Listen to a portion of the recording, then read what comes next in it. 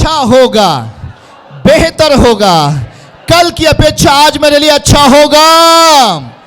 बोलो तेजी में जितनी ताकत है भाई, बोलो कल की अपेक्षा, बीते कल की अपेक्षा आज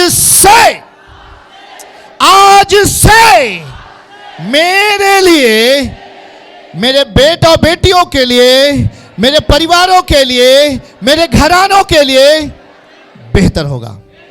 ताली बजा के उसका वेलकम करो। हालेलुया। समझो इस बात के लिए, आप जब इन बातों को बोलते हो शैतान डरता है। जब आप इस बात को अंगीकार करते हो शैतान दूर भागता है। आमीन, यीशु के नाम में। जब आप मुंह से बोलते हो शैतान को मारते हो। हालेलुया। जब आप मुंह से अंगीकार करते हो परमेश्वर के वचन को, तो आप शैतान को मारते हो। कितने लोग शैतान को मारना पसंद करते? कितने लोग ऊंची आवाज में एक बार हालेलुया बोल के।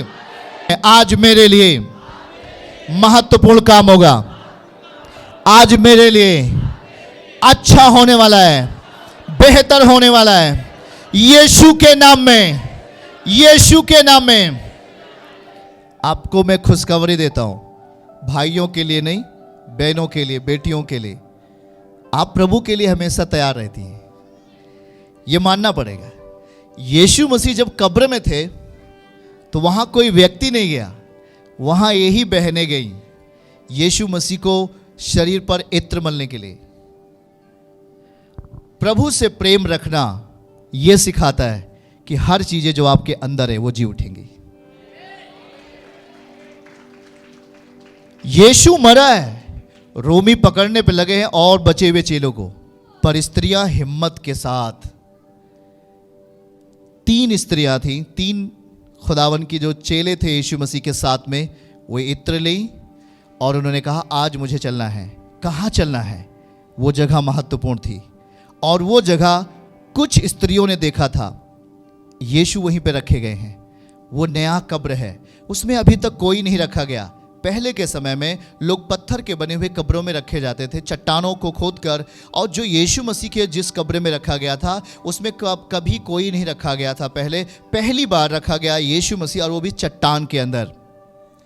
और उसमें से कुछ चेलों ने यीशु मसीह के जो साथ साथ रहती थी, जो सेवा करती थी, उन्होंने उन्हें देखा था। और 3 स्त्रियां उठी और उन्होंने महंगे इत्र को लिया, जो उनके पास शक्ति था, उस शक्ति से वो खुदा की बंदगी के लिए, जरा ध्यान से सुनो, प्रेम, बोलो प्रेम कभी मरता नहीं है। सच्चाई का प्रेम मरता नहीं है, जिलाता है। बोलो सच्चाई का प्रेम मरता नहीं है, जिलाता है। सच्चाई का प्रेम आशा रहित नहीं होता है, आशावान होता है। आमीन। वो तीनों स्त्रियां उठी और जल्दी वो कब्र पर चल देती हैं।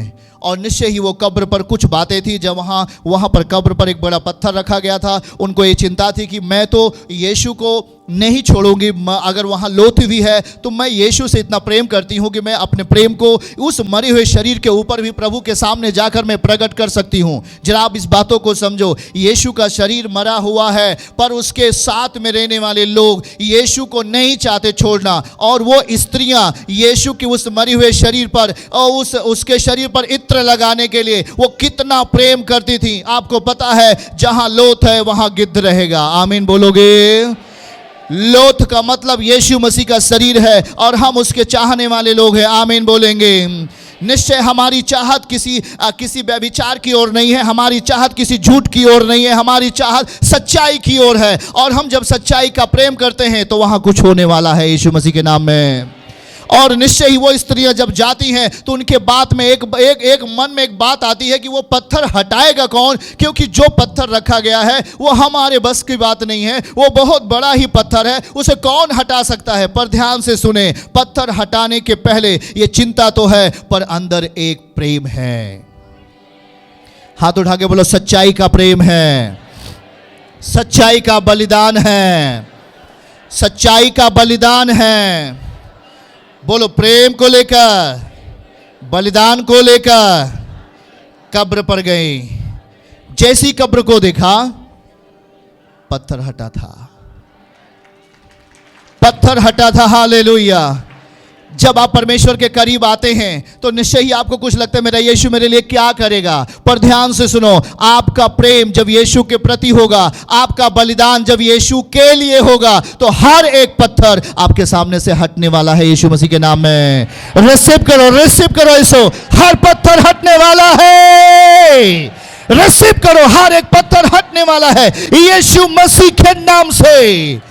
आप ध्यान से सुनो, संसार की उस मुसीबतों को ध्यान मत दो। वो स्त्री थी, बेचारी थी, वो कमजोर था उनका शरीर, पर उनके अंदर एक बहुत बड़ा आदमी जी रहा था जिसका नाम था यीशु मसीह। शरीर उसका कब्र में था, पर यीशु उन स्त्रियों के अंदर जी रहा था।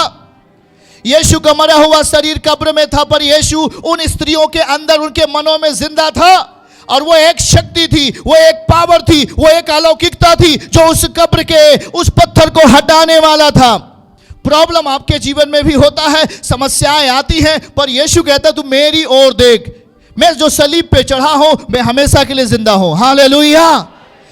आप मत देखो मेरे लिए यीशु क्या नहीं कर सकता। आप निराशाओं को अपने गले मत लगाओ, आप दुख को अपने गले मत लगाओ, मुसीबतों को अपने गले मत लगाओ, पर देखो उस यीशु को जो आपके लिए सलीब पे चढ़ा है और वो जिंदा होने वाला है आपके बलिदान के कारण, आपके प्रेम के कारण। यीशु आश्रम मिनिस्ट्रीज की हर लेटेस्ट अपडेट को पाने के लिए हमारे YouTube चैनल को सब्सक्राइब करें और नोटिफिकेशन पाने के लिए बेल आइकन को जरूर